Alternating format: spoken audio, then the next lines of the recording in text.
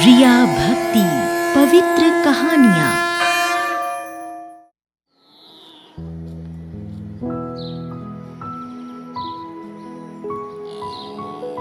एक बार की बात है, एक गांव में किशोर नाम का एक दूधिया रहता था। किशोर ने कई सारी गायें पाल रखी थी। किशोर और उसकी पत्नी माला गायों की बड़ी सेवा करते थे। दोनों मिलकर गायों को अच्छे से चारा पानी देते थे और दूध के समय दूध निकाला करते थे। फिर किशोर सारा दूध ले जाकर अपने लगे बंधे ग्राहकों के घर दे आया करता था। किशोर बिना पानी मिलाए शुद्ध दूध ही बेचा करता था, इसलिए किशोर के ग्राहक किशोर के अलावा किसी से भी दूध नहीं लेते थे।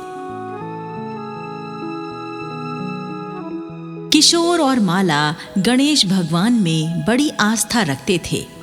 हर कार्य के शुरू करने से पहले वो गणेश जी की पूजा अवश्य किया करते थे और भोजन करने से पहले गणेश जी को भोग लगाते थे, फिर खुद भोजन करते। गणेश जी की कृपा से किशोर के जीवन की गाड़ी बढ़िया चल रही थी। किशोर और माला दान पुण्य करने का भी कोई मौका हाथ से नहीं जाने देते थे। एक दिन की बात है, एक भूखी कुतिया अपने 3-4 पिल्लों के साथ किशोर के घर में घुस आई। उस समय किशोर और माला खाना खा रहे थे।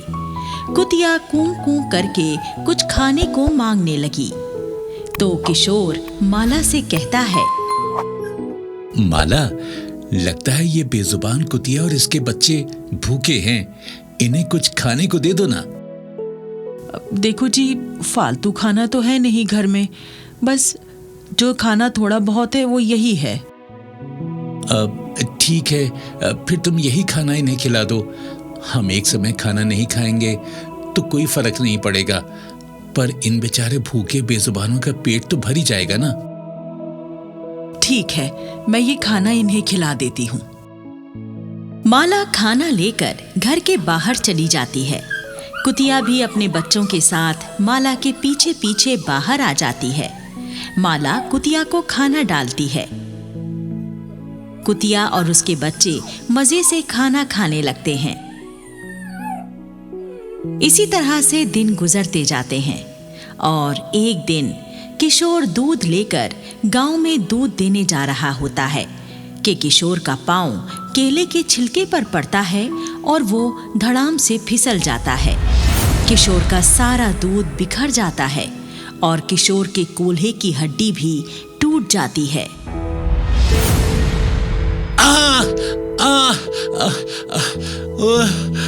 मर गया रे। बहुत दर्द हो रहा है, लगता है मेरे कूल्हे की हड्डी टूट गई। ओहो, मैं तो उठ भी नहीं पा रहा हूँ। हे गणेश जी, मेरी सहायता कीजिए। हे गणेश जी, मेरी सहायता कीजिए। तभी वहां पर गांव के 2-3 आदमी आ जाते हैं और किशोर को सहारा देकर उसे उसके घर छोड़कर चले जाते हैं। कूल्हे की हड्डी टूट जाने के कारण अब किशोर कुछ दिन के लिए चल फिर नहीं सकता था, इसलिए किशोर गांव में ही रहने वाले अपने एक रिश्तेदार गज्जू को बुलाकर उससे अपना दूध बेचकर आने की बात करता है। गज्जू बहुत लालची और बेईमान आदमी था। वो भी दूध बेचने का ही काम करता था और दूध में पानी मिलाकर बेचता था। इस गांव के लोग गज्जू की बेईमानी के बारे में जान चुके थे, इसलिए वो दूसरे गांव में दूध बेचा करता था। गज्जू किशोर से उसका दूध बेचकर आने के बदले अपनी शर्त बताता है।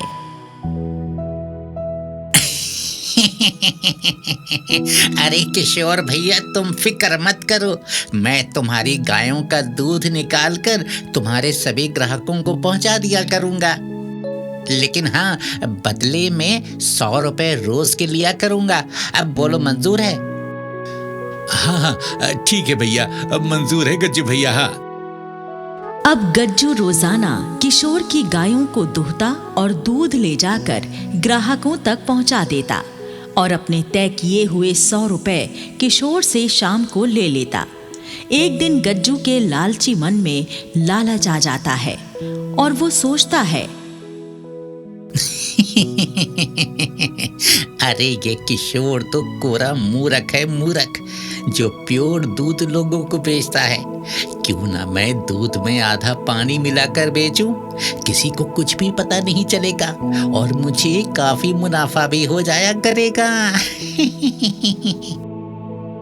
गज्जू ऐसा ही करने लगता है और वो किशोर वाले दूध में आधा पानी मिलाकर दूध बेचने लगता है। 1-2 दिन बाद ही ग्राहक गज्जू से दूध पतला होने की शिकायत करने लगते हैं। क्यों रे गज्जू, किशोर जब तक दूध दे रहा था तब तक तो दूध काफी गाढ़ा था, मलाई भी खूब मोटी उतरती थी, पर जब से तू दूध ला रहा है दूध काफी पतला हो गया है। ऐसा तो नहीं तूने पानी मिलाना शुरू कर दिया हो? ना ना बहन जी, असल में बात ये है कि आजकल गर्मी काफी बढ़ गई है, गाय पानी ज्यादा पीने लगी है, बस इसी वजह से दूध थोड़ा पतला हो गया है। इसी तरह कुछ दिन और गुजर जाते हैं और गणेश महोत्सव आ जाता है। किशोर हर गणेश महोत्सव पर गणेश जी के मंदिर में अपनी गायों का दूध फ्री पहुंचाया करता था। किशोर द्वारा मंदिर को दान किए गए दूध से ही खीर का प्रसाद बनाया जाता था और गणेश जी को भोग लगाने के पश्चात सभी श्रद्धालुओं में खीर का प्रसाद वितरण किया जाता था। इस बार भी हर बार की तरह मंदिर में दूध भिजवाने के लिए किशोर अपनी पत्नी माला से कहता है, माला, मैं तो अभी चल नहीं पा रहा हूँ, क्या तुम गणेश महोत्सव में बनने वाले खीर के प्रसाद के लिए मंदिर में दूध पहुँचा सकती हो? मैं इतना सारा दूध अकेले नहीं ले जा सकती, पर आप चिंता मत करो, मैं गज्जू भैया के हाथों मंदिर में दूध भिजवा दूंगी। हाँ।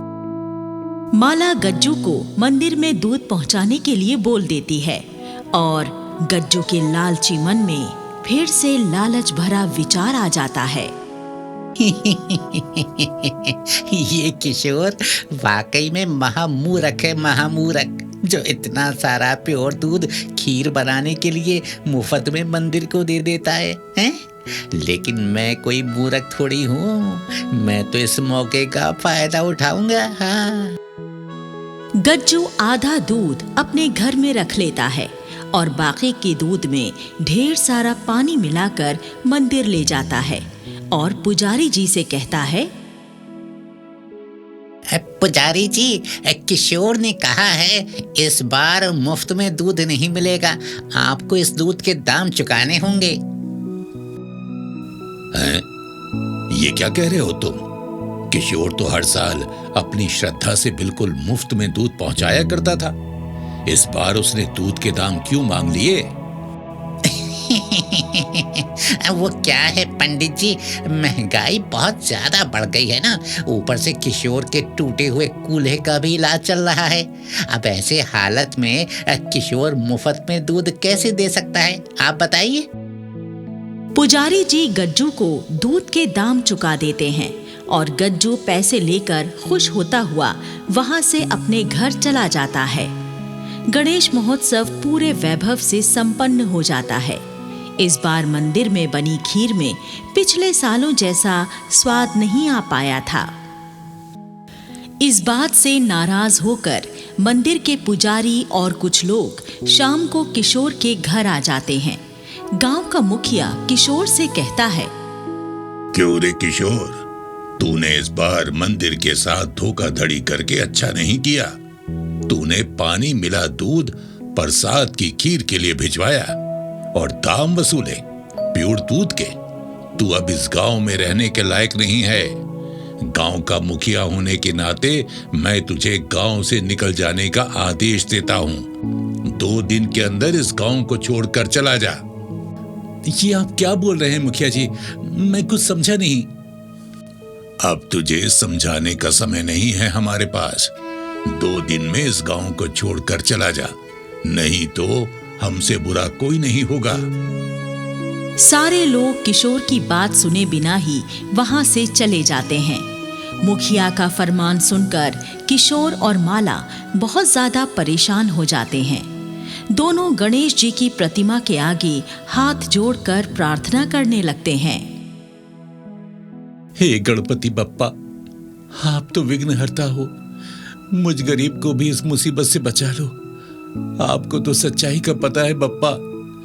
मुझ पर जो आरोप लगाया गया है वो निराधार है।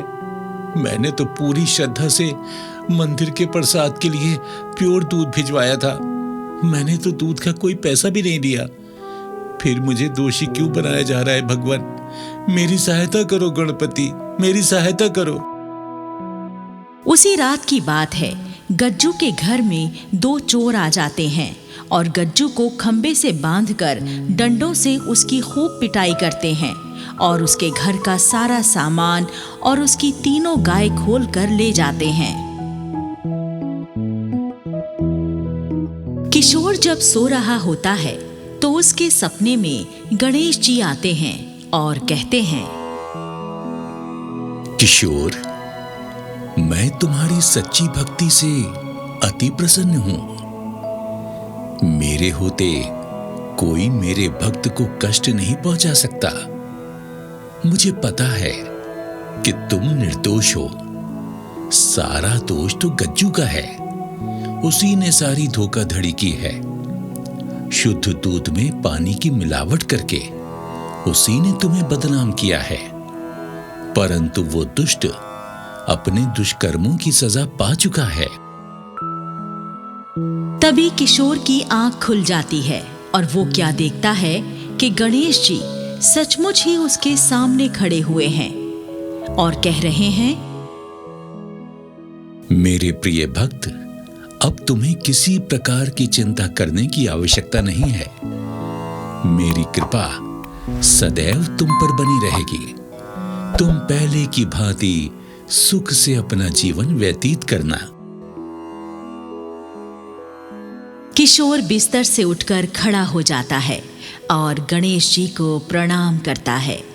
गणेश जी के आशीर्वाद से किशोर का टूटा हुआ कूल्हा भी एकदम ठीक हो जाता है। फिर गणेश जी अंतर्ध्यान हो जाते हैं। अगले दिन किशोर मंदिर जाता है और पुजारी जी को सारी राम कहानी सुनाता है। गांव वालों को भी गज्जू की धोखाधड़ी के बारे में पहले से ही मालूम था। सारे गांव वाले मिलकर लालची दूध वाले गज्जू को गांव से भगा देते हैं और फिर से किशोर से ही दूध लेने लगते हैं। गणेश जी की कृपा से किशोर फिर से सुखी जीवन यापन करने लगता है।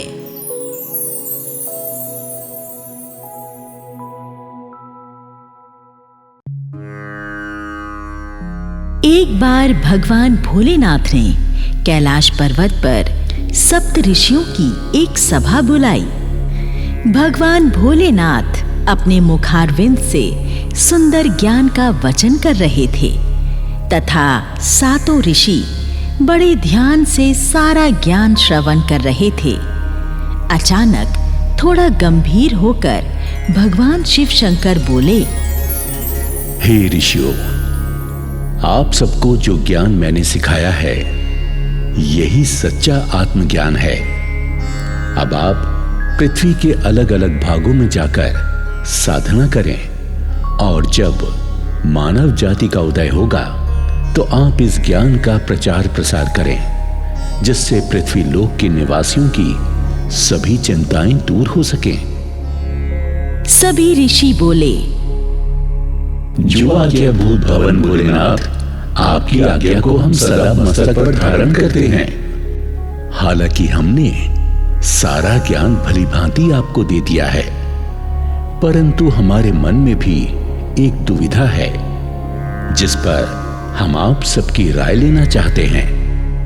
जमदाग्नि ऋषि बोले, हे महाकाल, हे सारी सृष्टि को एक संकल्प मात्र से रच देने वाले प्रभु, भला हम अज्ञानी आपको कोई राय देने की धृष्टता कैसे कर सकते हैं? सलाह तो उन्हें दी जाती है जो किसी विषय वस्तु के जानकार ना हो। आप तो सर्व अंतर्यामी हैं। हमसे ऐसा पाप ना करवाएं प्रभु, हमसे ऐसा पाप ना करवाएं। नहीं नहीं, कभी कभी भगवान को भी भक्तों से काम पड़ जाता है। फिर ऋषि गौतम बोले, अच्छा प्रभु, अगर ऐसी बात है तो हम आपका कहा नहीं टालेंगे। कृपया बताएं, आपको किस विषय पर हमारी राय चाहिए? हाँ प्रभु बताइए, हम किस प्रकार आपकी सहायता कर सकते हैं?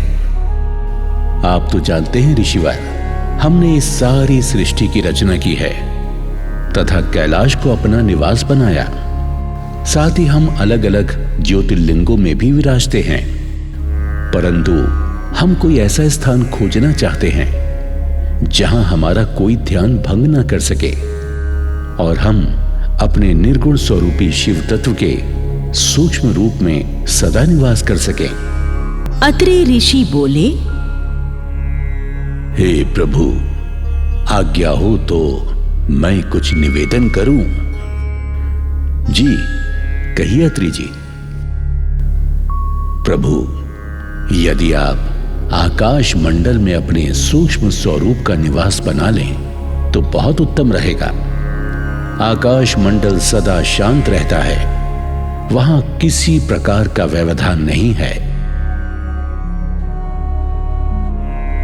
ऋषिवर, आने वाले युगों में मनुष्य बड़े बड़े वायुयानों का निर्माण करेगा जो बहुत ही तीव्र ध्वनि पैदा करेंगे।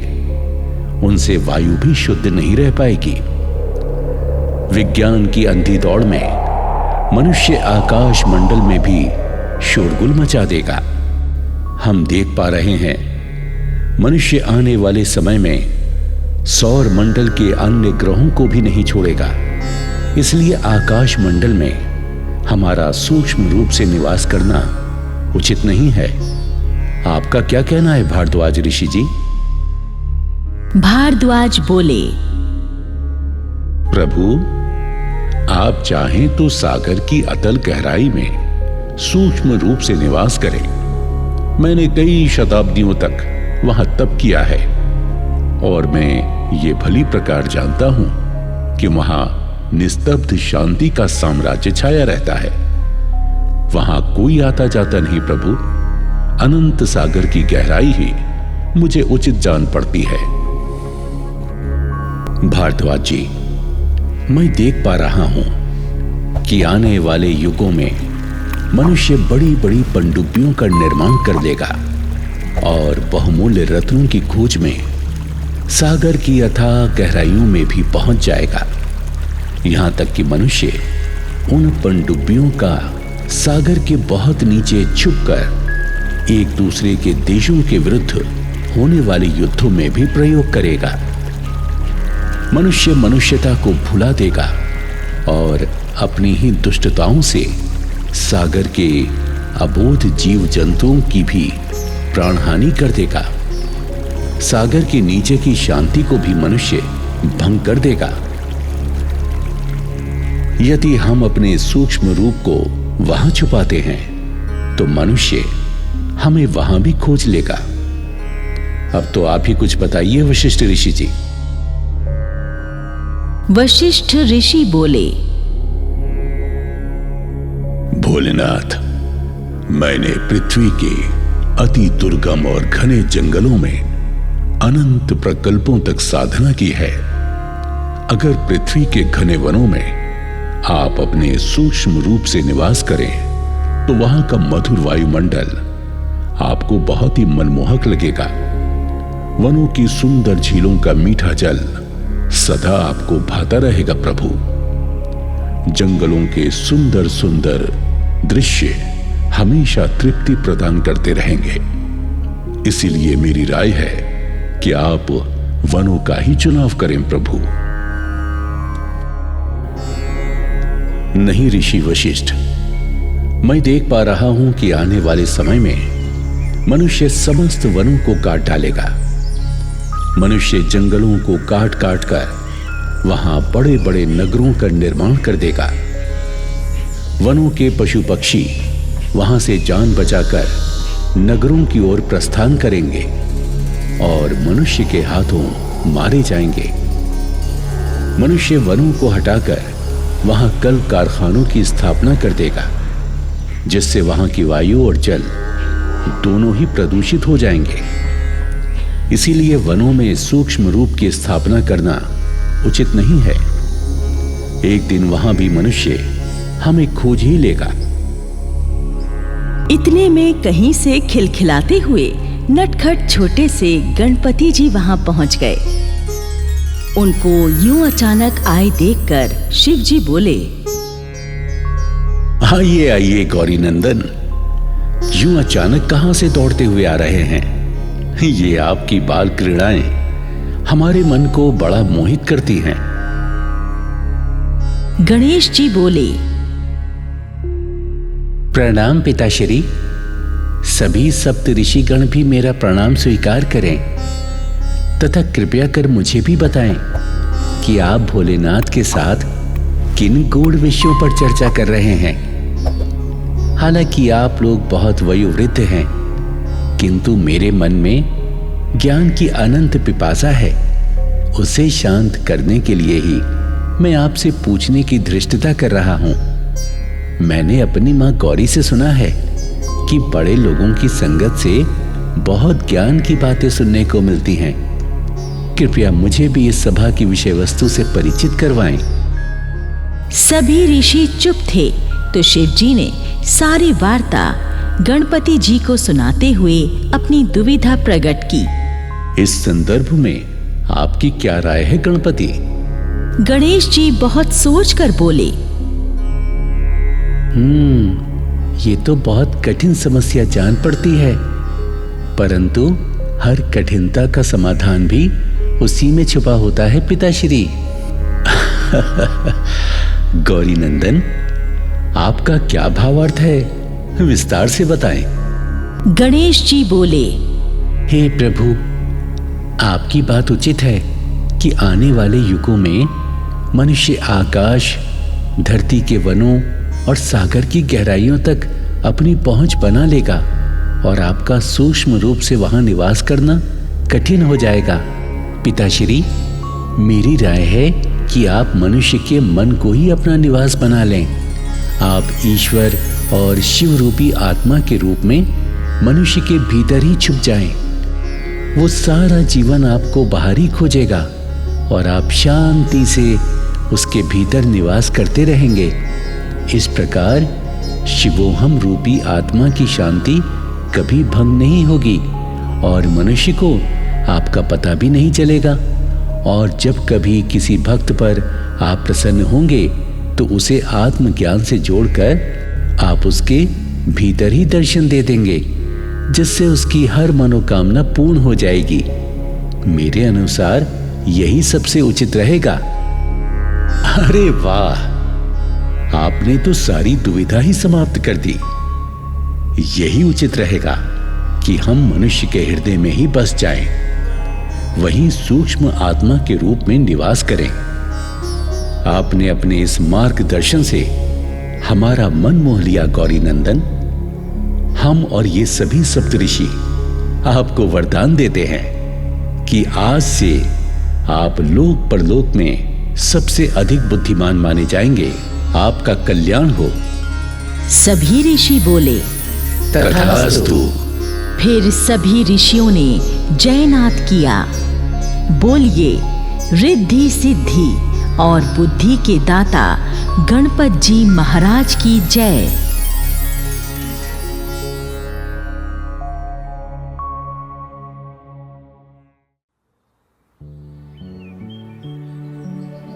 एक गांव में राम प्रसाद नाम का एक गरीब आदमी अपनी पत्नी चंदा के साथ रहा करता था।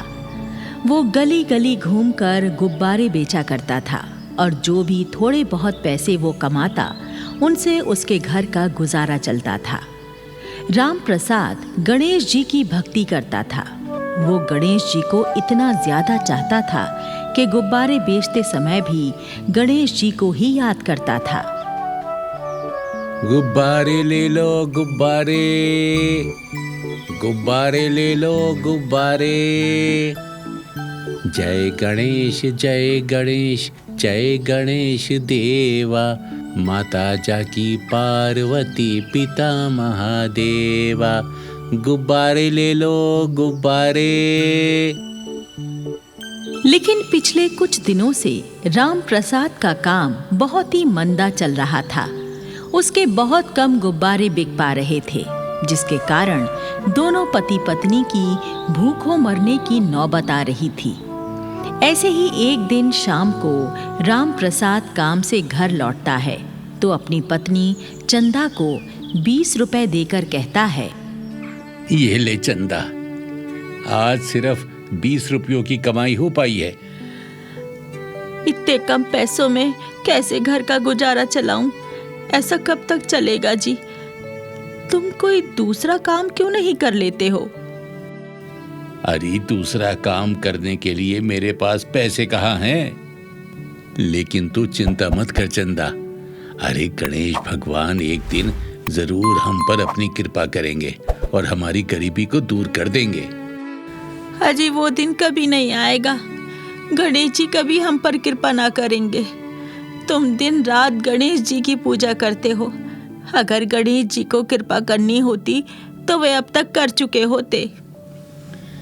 अरे तू भगवान को दोष क्यों दे रही है भाग्यवान? शायद हमारी ही भक्ति में कुछ कमी हो, तभी तो गणेश जी हमारी पुकार नहीं सुन रहे। लेकिन मुझे पूरा विश्वास है हमारे गणेश भगवान एक दिन हमारा कल्याण जरूर करेंगे। हाँ। फिर राम प्रसाद और चंदा दाल भात खाकर सो जाते हैं और आधी रात के बाद राम प्रसाद के सपने में गणेश जी आकर कहते हैं, राम प्रसाद, राम प्रसाद, तुम मेरी बहुत भक्ति करते हो, हर समय मेरा नाम जपते हो। मैं तुमसे बहुत प्रसन्न हूं, इसलिए मैं 10 दिनों के लिए तुम्हारे घर में मेहमान बनकर आना चाहता हूं। इस गणेश चतुर्थी पर तुम मेरी प्रतिमा को अपने घर में स्थापित कर देना और 10वें दिन प्रतिमा को विसर्जित कर देना। फिर देखना तुम्हारे सारे दुख दूर हो जाएंगे। मैं तुम्हारे सारे विघ्न हर लूंगा। अगले दिन सुबह को उठकर राम प्रसाद सपने वाली बात चंदा को बताता है तो चंदा नाराज होकर कहती है, अजी तुम पागल हो गए हो क्या, जो सपने की बात पर विश्वास कर रहे हो? हमारे घर में तो वैसे भी खाने के लाले पड़े हुए हैं। मूर्ति स्थापन में कहां से खर्चा करेंगे हम? देख चंदा, मैं अपने गजानन की आज्ञा को नहीं टाल सकता। मैं कैसे भी करके गणपति जी की इस आज्ञा का पालन जरूर करूंगा। हाँ। और फिर राम प्रसाद अपने गुब्बारे लेकर उन्हें बेचने के लिए चल पड़ता है। और आज के दिन तो कमाल ही हो गया। राम प्रसाद के सारे गुब्बारे देखते ही देखते बिक गए। आज राम प्रसाद ने 150 रुपए कमा लिए थे। राम प्रसाद गणेश जी को धन्यवाद देता है। हे गणपति बप्पा, आपका बहुत बहुत धन्यवाद। आपकी कृपा से आज मेरी अच्छी कमाई हो गई। अब मैं आसानी से आपकी प्रतिमा स्थापित कर सकूंगा। राम प्रसाद बाजार से एक सुंदर सी गणेश जी की मूर्ति खरीदता है और अपने घर की ओर चल पड़ता है। रास्ते में उसे एक 8 साल का बच्चा मिलता है जो कि घायल था और बैठा हुआ रो रहा था। राम प्रसाद बच्चे के पास रुककर पूछता है, अरे बेटा, तुम तो बहुत घायल हो। तुम्हारी चोटों से तो खून रिस रहा है। तुम कौन हो और ये चोट तुम्हें कैसे लग गई? बाबा, मेरा नाम गणेशा है। मैं अनाथ हूँ। मैं इधर से जा रहा था तो एक कार वाला मेरा एक्सीडेंट कर गया। ओहो, अच्छा, रो मत। बेटा, तुम मेरे साथ मेरे घर चलो। मैं तुझ अनाथ को घायल अवस्था में अकेला यहाँ नहीं छोड़ूंगा। राम प्रसाद गणेशा को अपने साथ अपने घर ले आता है। चंदा घायल गणेशा को देखकर पूछती है, अजी, ये लड़का कौन है? ये तो घायल भी है। राम प्रसाद चंदा को सारी बात बता देता है और फिर चंदा गणेशा के जख्मों की मरहम पट्टी कर देती है। फिर चंदा खाना लगा देती है। तीनों खाना खाने लगते हैं, लेकिन खाना तो सिर्फ 2 ही लोगों के लिए था। 3 लोगों के लिए ये खाना पर्याप्त नहीं था। इसलिए राम प्रसाद अपनी 2 रोटियों में से 1 रोटी गणेशा को दे देता है। अरे, ये तो 1 ही रोटी बची है, गणेशा कैसे खाएगा? लो गणेशा, तुम पेट भरकर खाना खाओ।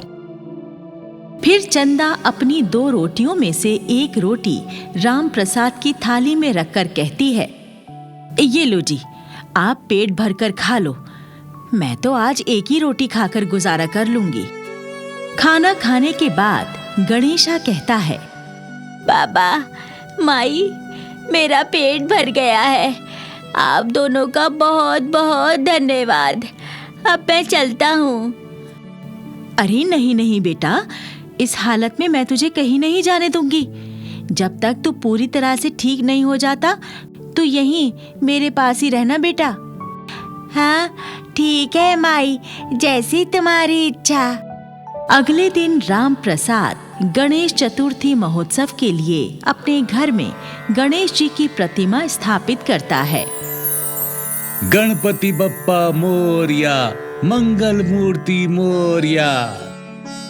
गणेश जी की पूजा करने के बाद राम प्रसाद गणेशा को प्रसाद देता है। बेटा गणेशा, ये लो गणेश जी का प्रसाद, मोदक। मोदक, हाँ हाँ हाँ हाँ, मेरा प्रिय मोदक। मोदक खाना मुझे बहुत अच्छा लगता है। गणेशा जल्दी से मोदक खा लेता है। फिर इसी प्रकार दिन गुजरने लगते हैं। राम प्रसाद गणेश जी की पूजा करके गुब्बारे बेचने चला जाता और शाम तक सारे गुब्बारे बेच आता।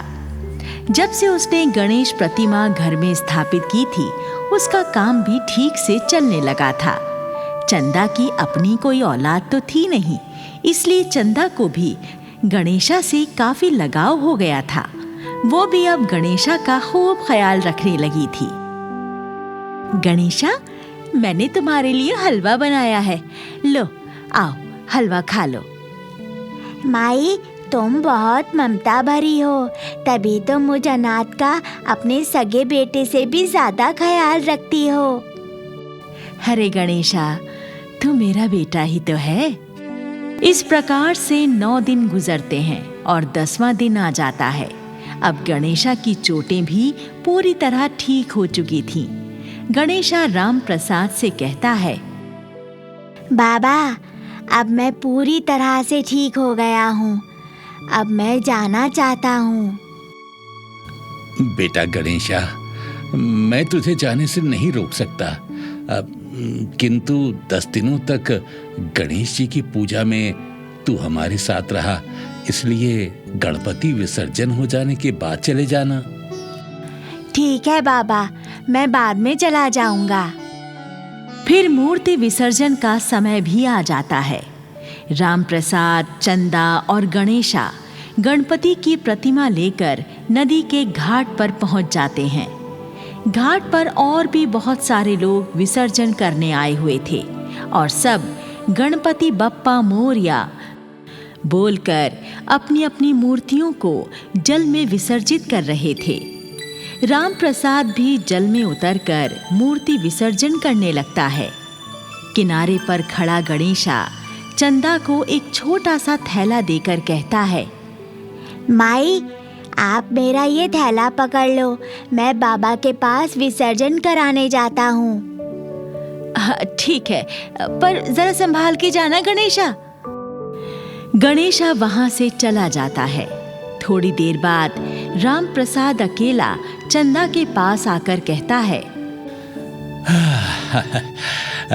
चंदा, गजानन की कृपा से विसर्जन का कार्य बड़े अच्छे से पूरा हो गया। चलो अब घर चले। अरे गणेशा दिखाई नहीं दे रहा। गणेशा कहाँ है? गणेशा तो मुझे ये थैला पकड़ाकर तुम्हारे पीछे ही तो गया था, फिर कहाँ चला गया वो? राम प्रसाद और चंदा काफी देर तक इधर उधर गणेशा को ढूंढते रहे, मगर गणेशा उन्हें कहीं नहीं मिला। आखिर में वो समझ जाते हैं कि गणेशा अपने घर चला गया है और दोनों अपने घर लौट आते हैं। घर आकर चंदा राम प्रसाद से कहती है, अब सुनो जी, मुझे गणेशा से अपने सगे बेटे की तरह लगाव हो गया था। उसके वापस जाने का मुझे बड़ा दुख हो रहा है। ये देखो, उसका थैला तो मेरे पास ही रह गया। अरे दुखी मत हो चंदा, वो तो हमारे घर मेहमान बनकर आया था और मेहमान वापस जाने के लिए ही तो आते हैं। चंदा गणेशा का दिया हुआ थैला खोलती है। थैले के अंदर कई सारे मोदक थे जो कि सोने के बने हुए थे। सोने के मोदक देखकर दोनों पति पत्नी आश्चर्यचकित रह जाते हैं। हाँ? अरे चंदा, ये तो सोने की मोदक है। हाँ। हे प्रभु, हे बप्पा, ये कैसी अद्भुत लीला है आपकी। जय हो गणपति, जय हो गजानन। तभी वहां पर गणेश जी प्रकट हो जाते हैं और कहते हैं, राम प्रसाद, मैं पूरे 10 दिनों तक तुम्हारे घर में मेहमान बनकर रहा। तुम दोनों ने मेरी बड़ी सेवा की, मेरा ध्यान रखा।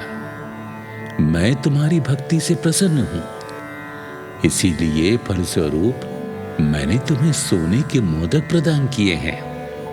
इन मोदकों से तुम दोनों की गरीबी दूर हो जाएगी। मेरा आशीर्वाद सदैव तुम्हारे साथ रहेगा। सदा सुखी रहो।